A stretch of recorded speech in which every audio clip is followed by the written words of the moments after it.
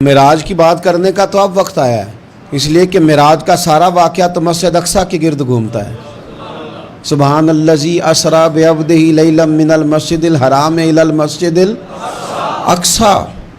حضور نے معراج کی رات مسجد اقصیٰ میں نماز پڑھائی تھی، اور ایک بار پھر سے طیبہ سے فلسطین میں آ، راستہ دیکھتی ہے پھر مسجد اقصیٰ تیرا۔ ایک بار حضور گئے تھے مکے سے مسجد اقصیٰ، اور پھر حضور فرماتے ہیں جب میں واپس گیا نا تو کفار نے جو کہ مسجد اقصیٰ دیکھی ہوئی تھی تو مجھ سے پوچھنا شروع کر دیا کہ مسجد اقصیٰ کی کھڑکیاں کتنی ہیں، دروازے کتنے ہیں، پلر کتنے ہیں۔ جب انہوں نے سوال جواب کیے تو حضور فرماتے ہیں کہ رب کریم نے مسجد اقصیٰ کو اٹھا کے میرے سامنے رکھ دیا۔ میں دیکھتا جاتا تھا، بتاتا جاتا تھا، کہہ لوں بات کر لوں۔ ایک دفعہ حضور مکے سے مسجد اقصیٰ آئے، اور ایک دفعہ مسجد اقصیٰ میرے نبی کی زیارت کے لیے مکے گئی، حضور کی زیارت کے لیے مکہ شریف گئی۔ اور میرے نبی تو صرف کسی چیز کی طرف ایک دفعہ دیکھ لیں تو وہ رحمت کے پھول کھلتے ہیں۔ مسجد اقصیٰ کی طرف منہ کر کے 17 مہینے میرے نبی نے نماز پڑھی ہے۔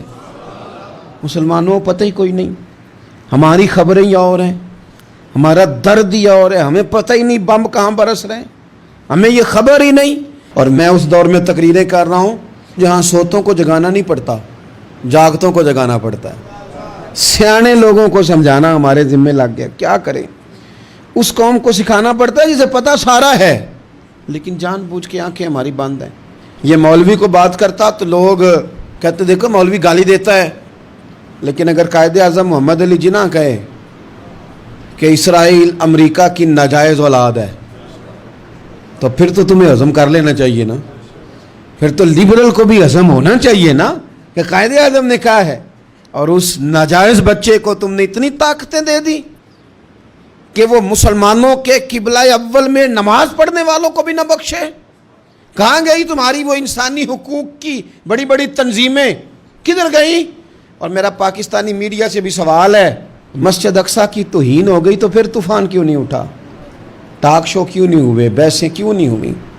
میں اس موم بتی مافیا کا کیا کروں، ان لبرل لوگوں کا کیا کروں، ان کے سپورٹروں ووٹروں کا کیا کروں، ان سیاسی جماعتوں کے کارکنوں کو کیا نام دوں کہ جو فضول بحثوں میں تو وقت ضائع کرتے ہیں، اور وہ مسجد اقصیٰ جس کے بارے میں میرے نبی پاک صلی اللہ علیہ وسلم سے ایک صحابیہ نے پوچھا تھا، یا رسول اللہ مسجد اقصیٰ میں نماز پڑھنا کتنا کو بہتر ہے باقی نمازوں کے مقابلے میں؟ تو حضور نے فرمایا 1000 گنا بہتر ہے۔